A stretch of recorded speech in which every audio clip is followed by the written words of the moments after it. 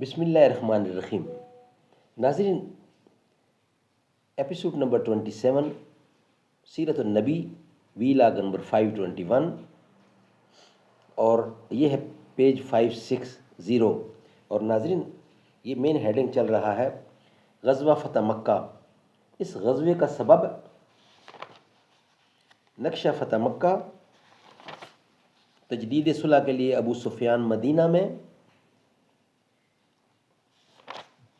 غزوے کی تیاری اور اخفا کی کوشش، اسلامی لشکر مکہ کی راہ میں، مرہ زہران میں اسلامی لشکر کا پڑاؤ، ابو سفیان دربار نبوت میں،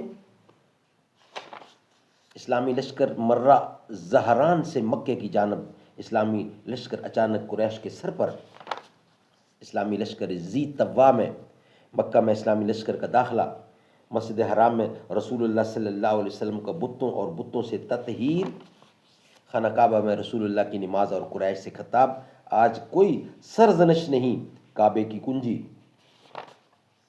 کعبہ کی چھت پر ازالے، کعبہ کی چھت پر آذان بلالی، فتح یا شکرانے کی نماز، اکابر مجرمین کا خون رائگاں قرار دے دیا گیا.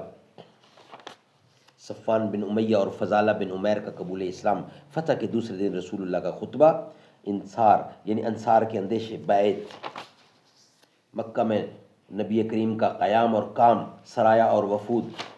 یہ آخری ہیڈنگ ہے اور اس کی آخری قسط اور آخری حصہ ہم آپ کے سامنے رکھنے جا رہے ہیں. Vlog number 521 episode number 27 520. ناظرین، یہ کتاب جس کا ٹائٹل ہے الرحیق المختوم، سیرت نبوی صلی اللہ علیہ وسلم پر دنیا بھر میں اول انعام یافتہ یہ کتاب ہے. اس کے رائٹر ہیں مولانا صفی الرحمان مبارک پوری، جو ہم آپ کے سامنے رکھنے جا رہے ہیں. زباں پر مومنوں کے جب بھی ذکر تاجدار آئے، تو اس کے بعد لازم ہے کہ ذکر چار یار آئے.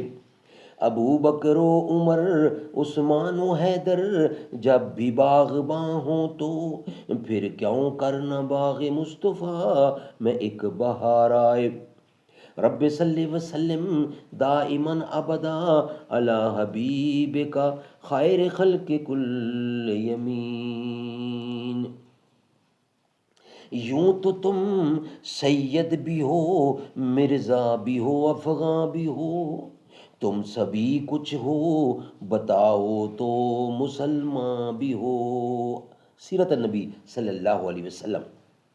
یہ کتاب سیرت نبوی پر دنیا بھر میں اول انعام یافتہ ہے. یہ کتاب یہ تیسرا مرلہ اور آخری مرلہ ہے اس سبجیکٹ کا، یعنی فتح مکہ کا.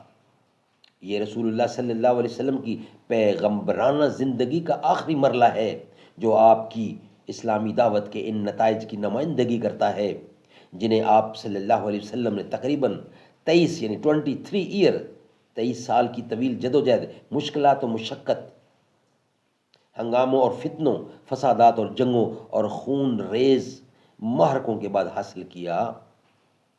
حاصل کیا تھا. ان طویل برسوں میں فتح مکہ سب سے اہم ترین کامیابی تھی جو مسلمانوں نے حاصل کی.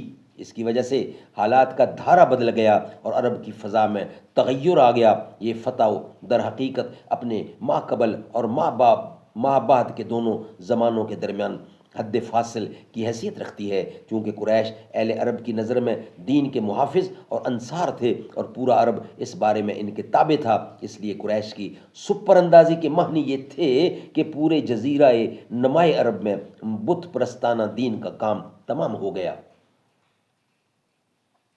یہ آخری مرلہ دو حصوں میں تقسیم ہوا. نمبر 1 مجاہدہ اور قتال. نمبر 2 قبول اسلام کے لیے قوموں اور قبیلوں کی دوڑیں. یہ دونوں صورتیں ایک دوسرے سے جڑی ہوئی ہیں اور اس مرلے میں آگے پیچھے بھی اور ایک دوسرے کے دوران بھی پیش آتی رہی ہیں. البتہ ہم نے کتابی ترتیب یہ اختیار کی ہے کہ ایک کو دوسرے سے الگ ذکر کریں، چونکہ صفات میں معرکہ و جنگ کا تذکرہ چل رہا ہے اور اگلی جنگ اس کی ایک شاخ کی حیثیت رکھتی ہے، اس لیے یہاں جنگوں ہی کا ذکر پہلے کیا جا رہا ہے۔ سبحان اللہ سبحان اللہ۔ ناظرین یہ سبجیکٹ یعنی فتح مکہ، غزوہ فتح مکہ یہ کمپلیٹ ہوا۔ ہمارا ویلاگ جو نیکسٹ ہے انشاءاللہ وہ ہم آپ کے سامنے رکھیں گے۔ نیکسٹ ویلاگ جو ہے وہ ہوگا ہمارا غزوہ حنین، وہ ہم آپ کے سامنے رکھیں گے نیکسٹ ویلاگ کی صورت میں۔ یہ ویلاگ ہمارا یہاں ہی مکمل ہوتا ہے۔ اے رب فرمایا محبوبا، اے رب فرمایا محبوبا، زمانے سارے تیرے نہیں، زمیں والے فلک والے دیوانے سارے تیرے نہیں، میں خالق ساری دنیا دا تو قاسم ساری امت دا، میں خالق ساری دنیا دا تو قاسم ساری امت دا، کسی منگتے نو نہ ہم موڑی خزانے سارے تیرے نہیں، اذاناں وچ نمازاں وچ دروداں وچ سلاماں وچ، سوہنا ہر طرف گونجن ترانے سارے تیرے نہیں، اے رب فرمایا محبوبا، زمانے سارے تیرے نہیں، زمیں والے فلک والے دیوانے سارے تیرے نہیں۔